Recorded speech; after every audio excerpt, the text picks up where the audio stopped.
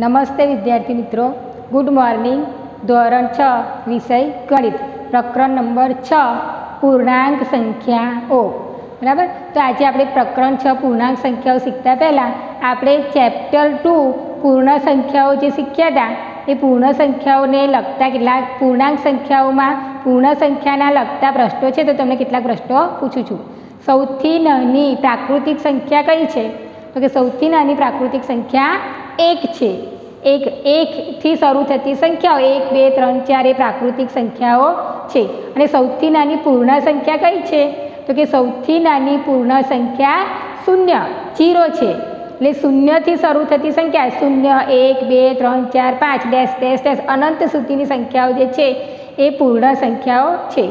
તો હવે આપણે પ્રાકૃતિક સંખ્યા શીખ્યા, પૂર્ણ સંખ્યા શીખ્યા. હવે પૂર્ણ સંખ્યાના આધારે આપણે પૂર્ણાંક સંખ્યાઓનો સમૂહ શીખવાનું છે કે પૂર્ણાંક સંખ્યાઓ કોને કહેવાય? તો કે જે પ્રાકૃતિક સંખ્યા આપણે શીખી ગયા, પ્રાકૃતિક એટલે ગણતરીની સંખ્યાઓ 1, 2, 3, 4, 5 પ્રાકૃતિક સંખ્યા, પૂર્ણ સંખ્યા, શૂન્ય અને ઋણ પૂર્ણાંકો, બરાબર, એ બધાનો સમાવેશ કરી અને પૂર્ણાંક સંખ્યાઓ વિશે શીખવાનું છે. તો શું શૂન્યથી નાની કોઈ સંખ્યા હોઈ શકે? તો કે હા, શૂન્યથી નાની પણ સંખ્યાઓ હોય છે. શૂન્યથી નાની સંખ્યા એ ઋણ સંખ્યાઓ કહેવાય છે. -1, -2, -3 જે અંકની આગળ જે બાદબાકીનું ચિહ્ન મૂકવામાં આવે છે એ ઋણ સંખ્યાઓ કહેવાય છે. બરાબર. એટલે 1ની આગળ જે માઇનસનું ચિહ્ન આપણે મૂકીએ આ રીતે -1, -2, તો આ બધી ઋણ સંખ્યાઓ જે છે એ ઋણ સંખ્યાઓ એનો સમાવેશ પૂર્ણાંક સંખ્યામાં થાય છે. બરાબર. તો આપણે પૂર્ણાંક સંખ્યાઓ વિશે શીખીએ. તો પૂર્ણાંક સંખ્યાનો અંગ્રેજીમાં ઇન્ટીજર્સ કહેવાય છે. હવે પૂર્ણાંક સંખ્યાઓનો જે સમૂહ છે એમાં આપણે જોઈએ તો પહેલાં પ્રાકૃતિક સંખ્યાઓ 1, 2, 3, 4, 5 ગણતરીની જે સંખ્યાઓ જે છે 1થી શરૂ થતી સંખ્યાઓ એ પ્રાકૃતિક સંખ્યાઓ છે. તો આ ચિહ્ન એ પ્રાકૃતિક સંખ્યાઓનું છે. પછી આ ચિહ્ન જે ચોરસ જે છે એ પૂર્ણ સંખ્યાઓ. પૂર્ણ સંખ્યાઓ કયા અંકથી શરૂ થાય? 0થી. 0, 1, 2, 3, 4, 5 તો 0થી શરૂ થતી સંખ્યાઓ એ પૂર્ણ સંખ્યાઓ છે. બરાબર. તેનો સમાવેશ કરીશું. પછી 0 અને પછી આ જે ત્રિકોણવાળો ભાગ છે એ ઋણ સંખ્યાઓ દર્શાવે છે. અને આ જે છે એ આપણો પૂર્ણાંક. બરાબર. એટલે પૂર્ણાંક એટલે પૂરેપૂરો અંકોનો સમૂહ ક્યારે બને? પૂર્ણાંક ક્યારે બને? તો આ પૂર્ણાંકની અંદર આપણે જોઈએ પૂર્ણાંક ક્યારે બને તો સૌથી પહેલાં પૂર્ણાંક સંખ્યાની અંદર કોનો સમાવેશ થાય છે? તો આ આપણે લીધો પૂર્ણાંક. બરાબર. આ જે ચિહ્ન છે પૂર્ણાંક લીધો. એ પૂર્ણાંકની અંદર આપણે સૌથી પહેલાં મૂકીશું પ્રાકૃતિક સંખ્યાઓ. એટલે પ્રાકૃતિક સંખ્યાનું ચિહ્ન મૂકી દઈશું ને સૌથી પહેલાં પૂર્ણ સંખ્યાઓ મૂકીશું. કઈ સંખ્યાઓ મૂકીશું? પૂર્ણ સંખ્યાઓ. પૂર્ણાંક સંખ્યામાં પૂર્ણ સંખ્યા બધી મૂકી દીધી. એટલે પૂર્ણાંક સંખ્યામાં પૂર્ણ સંખ્યાનો સમાવેશ થાય છે. ત્યારબાદ આપણે જોઈએ કે પછી એની અંદર આપણે પ્રાકૃતિક સંખ્યાઓનો સમાવેશ કરવાનો છે. એટલે પ્રાકૃતિક સંખ્યા.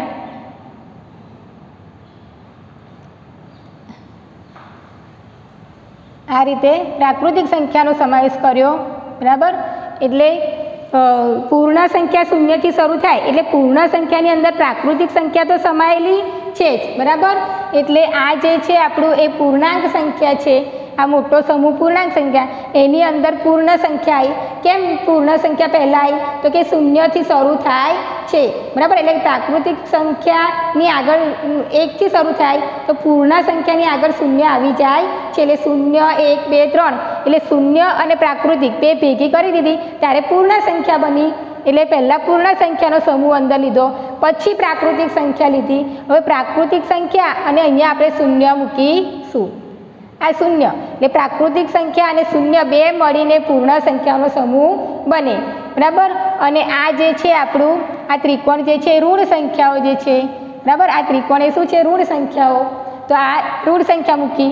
હવે આપણે જોઈએ તો 0, પ્રાકૃતિક સંખ્યા, ઋણ સંખ્યા અને પૂર્ણ સંખ્યા આ બધા મળીને પૂર્ણાંક સંખ્યા બને છે. આ દરેકના આ બધાના સમૂહને પૂર્ણાંક સંખ્યા તરીકે ઓળખવામાં આવે છે. આ આખો સમૂહ શું દર્શાવે છે? પૂર્ણાંક સંખ્યા. પૂર્ણાંક સંખ્યા દર્શાવે છે. હવે સંખ્યા રેખા જોઈશું આપણે, તો તમને પૂર્ણાંક સંખ્યા વિશે ખ્યાલ આવી ગયો હશે. ફરી એકવાર પૂર્ણાંક સંખ્યામાં કોનો કોનો સમાવેશ થાય છે? તો કે પૂર્ણાંક સંખ્યામાં પૂર્ણ સંખ્યા, પ્રાકૃતિક સંખ્યા, શૂન્ય અને ઋણ સંખ્યાઓનો સમાવેશ થાય છે. આ દરેકના સમૂહને પૂર્ણાંક સંખ્યા કહેવામાં આવે છે. હવે જો એક સંખ્યા રેખા આપણે શીખવાના છે કે સંખ્યા રેખા, તો સંખ્યા રેખા કેવી હોય છે? તો આપણે સંખ્યા રેખા દોરીએ તો પહેલાં તમારે આ રીતે બંને બાજુ તીરવાળી એક રેખા દોરી દેવાની છે. આ રેખાનું આકૃતિ છે, એમાં બરાબર વચ્ચે મધ્યમાં તમારે પહેલો કયો સમૂહ લખીશું? આપણે શૂન્ય. શૂન્ય લખીશું. હવે શૂન્યની જમણી બાજુએ આપણે બધા ધન પૂર્ણાંકો લખવાના છે. કયા પૂર્ણાંકો લખવાના છે? ધન પૂર્ણાંકો લખવાના છે. તો અહીંયા આવશે 1 2 3 4 5 6 7 8 9 10 ડેશ ડેશ ડેશ. બરાબર, જેટલી મોટી સંખ્યા રેખા તમે દોરી હોય એટલે સુધી અંકો લખી શકાય. અનંત સુધી આપણી ધન સંખ્યાઓ છે. હવે શૂન્યની ડાબી બાજુ આપણે લખીશું તો શૂન્યથી નાની સંખ્યાઓ હોય છે અને તે ઋણ પૂર્ણાંકો છે. ઋણ પૂર્ણાંકો હંમેશા માઇનસમાં લખાય છે. એટલે અહીંયા લખીશું આપણે -1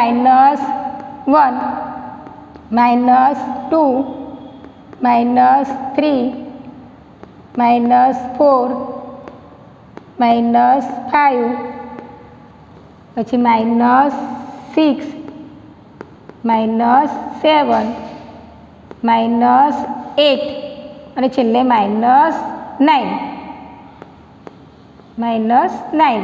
આ રીતે અનંત સુધી ડેશ ડેશ ડેશ આગળ હજુ લખી શકાય. અનંત સુધી આપણે સંખ્યા રેખા બનાવી શકીએ છીએ.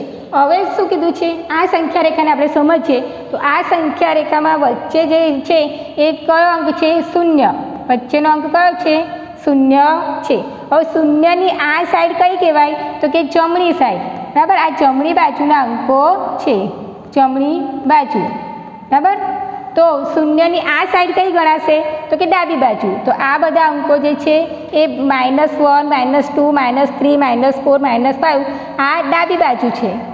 ડાબી બાજુ. બરાબર, હવે આ જમણી બાજુ, આ ડાબી બાજુ. તો શૂન્યની જમણી બાજુ તમે જેમ જેમ ખસો છો, જેમ જેમ શૂન્યથી એક એકમ તમે ખસતા જાઓ છો, બરાબર, શૂન્યથી 1 1 થી 2 2 થી 3 જેમ જેમ એક એકમ આગળ જાઓ છો તેમ એમ સંખ્યા મોટી થતી જાય છે. એટલે કે સંખ્યામાં વધારો થતો જાય છે. એટલે શૂન્યથી સંખ્યામાં જેમ જેમ વધારો થતો જાય એ મોટી સંખ્યાઓ કહેવાય છે. તો જમણી બાજુની સંખ્યા કેવી સંખ્યા ગણાશે? મોટી સંખ્યા. મોટી સંખ્યા. બરાબર, જમણી બાજુની સંખ્યા. અને શૂન્યની ડાબી બાજુ જેમ જેમ જાઓ છો તમે એમ એમ સંખ્યામાં ઘટાડો થતો જાય છે. એટલે સંખ્યા નાની થતી જાય. તો શૂન્યની ડાબી બાજુ કેવી સંખ્યાઓ હશે? નાની સંખ્યા. કેવી સંખ્યા હશે? નાની સંખ્યા. બરાબર, હવે આપણે જોઈએ તો કે આ બાજુ મોટી સંખ્યાઓ છે જમણી બાજુ, અને આ બાજુ નાની સંખ્યાઓ છે.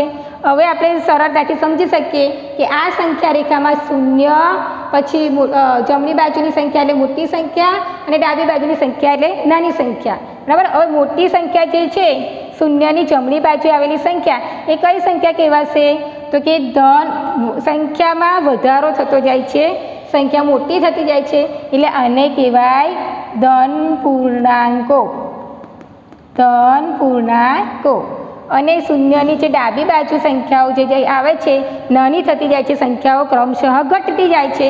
તો એ નાની સંખ્યાઓ જે છે એને કયા પૂર્ણાંકો કહેવામાં આવે છે? તો કે ઋણ પૂર્ણાંકો. ઋણ પૂર્ણાંકો. બરાબર, આ રીતે હવે આ સંખ્યા રેખા આખી કઈ રીતે બની? તો કે સંખ્યા રેખામાં શૂન્ય, ધન પૂર્ણાંકો અને ઋણ પૂર્ણાંકોનો સમાવેશ થાય છે. આ સંખ્યા રેખામાં આ સંખ્યા આખી પૂર્ણ ક્યારે બને છે? તો કે સંખ્યા રેખામાં શૂન્ય, પછી જમણી બાજુના ધન પૂર્ણાંકો અને ડાબી બાજુના ઋણ પૂર્ણાંકો આ ત્રણેય મળીને એક સંખ્યા રેખા બને છે. આ ત્રણેય જ્યારે ભેગા થયા ત્યારે પૂર્ણાંક સંખ્યા બની. કઈ સંખ્યા બની? પૂર્ણાંક સંખ્યા. ફરી એકવાર, શૂન્ય, ધન પૂર્ણાંકો અને ઋણ પૂર્ણાંકો મળીને પૂર્ણાંક સંખ્યા બને છે અને પૂર્ણાંક સંખ્યા કહેવાય. હવે આગળ, હવે એના આધારે પ્રશ્નો જોઈએ કે શૂન્યની જમણી બાજુ જતાં શૂન્યની જમણી બાજુ જતાં શું થાય છે તો કે સંખ્યામાં વધારો થાય છે, સંખ્યામાં વધારો થાય છે। હવે બીજો પ્રશ્ન છે, તેથી જમણી બાજુએ કેવી સંખ્યા આવેલી છે તો શૂન્યની જમણી બાજુએ જતાં સંખ્યામાં વધારો થાય છે, તેથી જમણી બાજુએ મોટી સંખ્યાઓ આવેલી છે। કઈ સંખ્યાઓ આવેલી છે? મોટી સંખ્યાઓ આવેલી છે। ત્યારબાદ આપણે જોઈએ કે શૂન્યની ડાબી બાજુએ, બરાબર, કઈ બાજુએ તો શૂન્યની ડાબી બાજુ જુઓ, આ ડાબા હાથ બાજુ તમારે એટલું યાદ રાખવાનું કે શૂન્ય એ તમારું માથું છે અને તમારો જમણો હાથ એ શૂન્યની જમણી બાજુ છે અને તમારો ડાબો હાથ એ શૂન્યની ડાબી બાજુ કહેવાય। એટલે તમારે શૂન્ય આગળ તમારી આંખો કેન્દ્રિત કરી અને તમારું માથું શૂન્ય આગળ મૂકવાનું અને બંને દિશા હાથ નક્કી કરવાના। શૂન્ય, આપણો જમણો હાથ એ શૂન્યની જમણી બાજુ, આપણો ડાબો હાથ એ શૂન્યની ડાબી બાજુ, બરાબર। હવે શૂન્યની ડાબી બાજુએ જતાં શું થશે તો કે સંખ્યામાં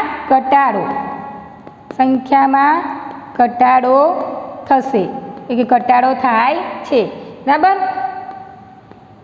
હવે આપણે જોઈએ તો એ ઘટાડો જે થાય છે સંખ્યામાં એ ઋણ સંખ્યાઓ એ કેવી છે તો કે શૂન્યથી નાની છે, ઋણ સંખ્યાઓ એ શૂન્યથી નાની સંખ્યાઓ છે, બરાબર। એટલે આપણે જોઈએ કે ડાબી બાજુએ નાની સંખ્યાઓ આવેલી છે, તેથી ડાબી બાજુએ કોની? શૂન્યની ડાબી બાજુએ, તેથી શૂન્યની ડાબી બાજુએ નાની સંખ્યાઓ આવેલી છે,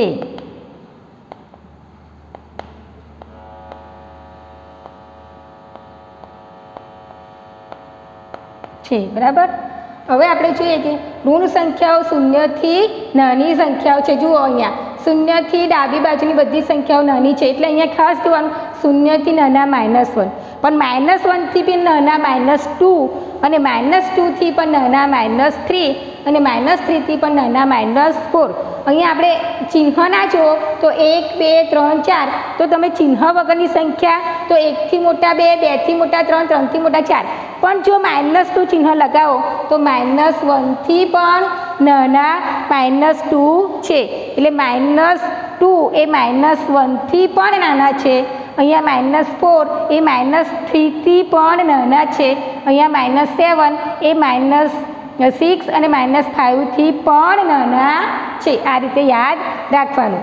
હવે શું કીધું છે જુઓ કે ખાલી જગ્યા અને ખાલી જગ્યા મળીને ખાલી જગ્યા બને છે। તો હમણાં જ આપણે શીખ્યા કયા ત્રણ સંખ્યાઓ મળીને શું બને છે તો કે શૂન્ય, પહેલું શું લેવાનું છે? શૂન્ય, ત્યારબાદ જમણી બાજુ ધન પૂર્ણાંકો, ધન પૂર્ણ સંખ્યા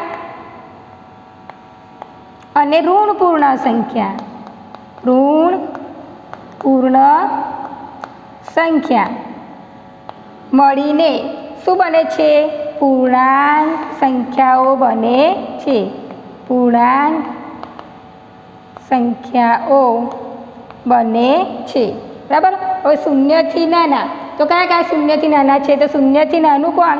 તો શૂન્યથી નાનું -1 અને -1થી પણ નાનું, બરાબર, -1થી પણ નાના -2 છે।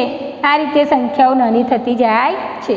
આગળ પ્રયત્ન કરો, તમને પુસ્તકમાં પાન નંબર 116 ઉપર પ્રયત્ન કરોના પ્રશ્ન આપ્યા છે કે દરિયાની સપાટીથી 100 મીટર નીચે, હવે એટલું યાદ રાખવાનું કે આપણે પૃથ્વી પર જે જમીન પર રહે છે તો એ જમીન પરથી જેમ જેમ ઊંચે જઈએ ને એમ વધારો થતો જાય, સંખ્યામાં શું થાય? વધારો થતો જાય, એટલે ધન સંખ્યા કહેવાય। અને એ જમીનથી આપણી ધરતીની જે જમીન છે જમીનથી જેમ જેમ નીચે ઊંડાઈએ જઈએ ને એમ સંખ્યામાં ઘટાડો થતો જાય છે, બરાબર। એટલે જેમ જેમ ઉપર જઈએ ઊંચે જઈએ એમ પ્લસ કહેવાય અને જેમ જેમ નીચે જઈએ ઊંડાઈમાં જઈએ એમ માઇનસ કહેવાય, ઘટતું પ્રમાણ કહેવાય। તો જુઓ દરિયાની સપાટીથી 100 મીટર ઊંચે જવાનું છે એટલે ઉપર જવાનું, બરાબર, ઉપર, નીચે છે શબ્દ ખરે, નીચે માટે શું આવશે? તો નીચે જવા માટે માઇનસ શું ચિહ્ન લાગશે? માઇનસ, બરાબર, 100 મીટર, બરાબર। ચલો ફરી એકવાર દરિયાની સપાટી 100 મીટર નીચે, તો એને લખવું હોય તો નીચે માટે શું કરવાનું, માઇનસનું ચિહ્ન આવશે, એટલે -100 મીટર આ રીતે લખાય. પછી 0°C થી 25°C ઉપરનું તાપમાન, ઉપર એટલે તાપમાન વધતું જાય છે, એટલે તાપમાન જેમ જેમ ઉપર થતું જાય છે, વધતું જાય છે તાપમાન, તો એ વધતા તાપમાન માટે આપણે શું લખીશું, ઉપર શબ્દ આપ્યો છે. કયો શબ્દ આપ્યો છે, ઉપરનું, એટલે વધતું જાય એટલે વધારો થાય, વધારો થાય એટલે માટે શું આવશે, પ્લસનું ચિહ્ન આવશે, બરાબર, +25°C આ રીતે લખાય, +25°C. ત્રીજું 0°C થી 15°C નીચું તાપમાન. હવે નીચું એટલે ઓછું થતું જાય છે, ઘટાડો થાય છે, તો એ નીચું તાપમાન એટલે માઇનસ કહેવાય, બરાબર. એટલે અહીંયા લખીશું નીચું શબ્દ આપ્યો છે, નીચું એટલે ઘટાડો, માટે લખીશું માટે માઇનસનું ચિહ્ન આવશે, -15°C, બરાબર. આ રીતે લખાય. હવે કીધું છે સંખ્યા રેખા પર 3, 7, -4, -8, -1 અને -3 દર્શાવો. તો પહેલાં આપણે સંખ્યા રેખા દોરીશું, અગાઉ દોરી હતી એ રીતે સંખ્યા રેખા દોરવાની છે. ચલો પહેલાં વચ્ચે શું મૂકી દેવાનું, સેન્ટરમાં 0. આ બાજુ લખીશું ધન પૂર્ણાંકો 1, 2, 3, 4, 5, 6, 7, 8, 9. આપણને કેટલા સુધી બતાવે છે, ધન સંખ્યાઓ 7 સુધી છે, બરાબર, મોટા 7 સુધી છે, તો આપણે વધુમાં વધુ જેટલા લેવા 10 સુધી લીધા, 10. હવે ઋણ પૂર્ણાંકો વધુમાં વધુ કેટલા સુધી લખવાના છે, -8 સુધી લખવાના છે, -1, -3 ને -4 ને -8, તો -8 સુધી લખીશું આપણે, -1, -2, -3, -4, -5, -6, -7, -8 અને છેલ્લે એક વધારે લખ્યું છે -9. બરાબર, આ રીતે તમારે સંખ્યા રેખા બનાવી દેવાની. હવે શું કીધું છે કે સંખ્યા રેખા પર દર્શાવો, તો આ જે પૂર્ણાંકો આપણે સંખ્યા આપી છે ને, અંકો, એને સંખ્યા રેખા પર દર્શાવવાનું છે. પહેલાં 3ની નીચે લીટી દોરીશું, 3 દર્શાવી દઈએ, તો 3 એ ધન સંખ્યા છે, શૂન્યની જમણી બાજુ, એટલે આ રીતે ગોળ કરી દેવાનું છે, ઉપર 3, પછી 7, બરાબર. હવે આપણે 7ની નીચે લીટી દોરીશું, તો 7 અંક સંખ્યા રેખા પર દર્શાવવાનો છે, તો શૂન્યની જમણી બાજુએ 7 એ ધન સંખ્યા છે, એટલે ધન પૂર્ણાંક, તો 7ની ઉપર ગોળ કરી દઈશું. ત્યારબાદ -4, તો -4ની નીચે લીટી દોરીએ, -4 દર્શાવવાનું છે, -4 એટલે ઋણ સંખ્યા, શૂન્યની ડાબી બાજુએ, બરાબર, આ રીતે ગોળ કરી દેવાનું છે. આ રહે -4. -8, તો અહીંયા -8નું નિશાની અહીંયા છે, -8. પછી -1, તો આ રહ્યા -1, એનું ડોટ આ રહ્યું અહીંયા કરવાનું, બરાબર. અને -3, તો આ ડોટ -3નું છે, -3. આ રીતે તમારે સંખ્યા રેખા પર આ રીતે પૂર્ણાંકો દર્શાવવાના છે. હવે તારણો, હવે આ સંખ્યા રેખા પરથી આપણે શું શીખી શકીએ છીએ, તો કે દરેક ધન પૂર્ણાંક દરેક ઋણ પૂર્ણાંક કરતાં કેવા છે, તો આ બધા જ ધન પૂર્ણાંકો એ ઋણ પૂર્ણાંકો કરતાં હંમેશા કેવા છે, મોટા છે.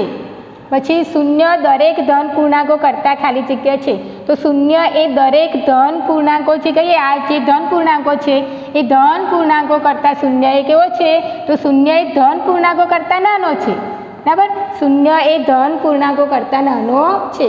પછી ખાલી જગ્યા એ દરેક ઋણ પૂર્ણાંકો કરતાં ખાલી જગ્યા છે, તો પહેલાં આપણે એવું લખીશું કે 0, બરાબર. તો 0 એ દરેક, હવે 0 જોવાનું છે, 0 એ દરેક ઋણ પૂર્ણાંકો કરતાં કેવો છે, તો 0 પહેલાં આવે છે, પછી આ બધા અંકો આવે છે, એટલે 0 મોટો છે, કારણ કે 0 કઈ બાજુએ છે, જમણી બાજુએ છે, તો 0 એ દરેક ઋણ પૂર્ણાંકો કરતાં મોટો છે, જમણી બાજુએ હોવાથી મોટો છે. પછી ડી, ખાલી જગ્યાએ ઋણ પૂર્ણાંક કે ધન પૂર્ણાંક નથી, તો આ 0 વચ્ચે છે, આ 0ની જમણી બાજુ બધા ધન પૂર્ણાંકો, 0ની ડાબી બાજુ બધા ઋણ પૂર્ણાંકો, તો 0 આવશે. 0 એ ધન પૂર્ણાંક કે ઋણ પૂર્ણાંક નથી. પછી ઈ, 0ની ખાલી જગ્યા બાજુ જેમ દૂર જઈએ તેમ સંખ્યા ખાલી જગ્યા થતી જાય, તો પહેલાં જમણી બાજુ લઈશું કે 0ની જમણી બાજુએ, કઈ બાજુએ, જમણી. હવે જમણી બાજુએ જેમ જેમ દૂર દૂર જઈએ છીએ એમ એમ સંખ્યા કેવી થતી જાય છે, મોટી થતી જાય છે, બરાબર. અને હવે ડાબી બાજુ લઈશું કે શૂન્યની કઈ બાજુ જોવાની છે? શૂન્યની ડાબી બાજુ. એટલે શૂન્યની ડાબી બાજુ જેમ જેમ દૂર દૂર જઈએ એમ એમ સંખ્યા -1થી પણ નાના -9 છે. એટલે સંખ્યા કેવી થતી જાય છે? નાની થતી જાય છે. હવે આપણે જોઈશું સ્વાધ્યાય 6.1. એમાં દાખલા નંબર 1, નીચે આપેલા પદોના વિરુદ્ધ પદો લખો. વિરુદ્ધ પદ એટલે વિરોધાર્થી શબ્દ આપણે જે કરીએ છીએ એ રીતે લખવાનું છે.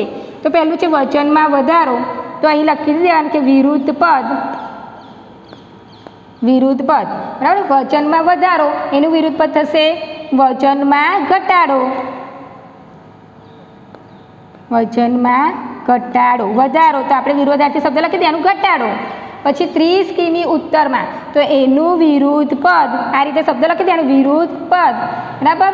30 કિમી ઉત્તરમાં છે તો ઉત્તરનું વિરોધાર્થી દક્ષિણ બરાબર. એટલે લખીશું 30 કિલોમીટર કિમી દક્ષિણમાં. દક્ષિણમાં.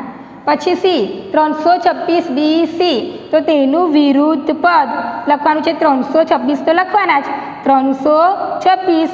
કઈ BC તો આપણે લખીશું A અને D AD કારણ કે એક આખું ચોરસ હોય તો ABCD આ રીતે હોય. D 700 રૂપિયાનું નુકસાન તો 700 રૂપિયાનું નુકસાન થયું છે તો આપણે એની સામે શું લખીશું? ફાયદો લખીશું બરાબર. એટલે નફો. તો વિરુદ્ધ પદ 700 રૂપિયાનો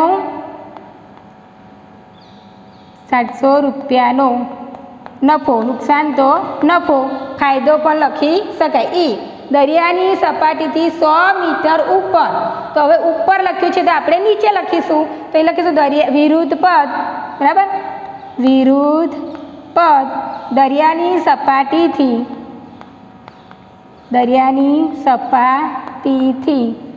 100 મીટર નીચે. 100 મીટર નીચે આ રીતે વિરુદ્ધ પદ લખી શકાય બરાબર. તો આ રીતે તમારે ઘરે પ્રેક્ટિસ કરવાની છે. Thank you.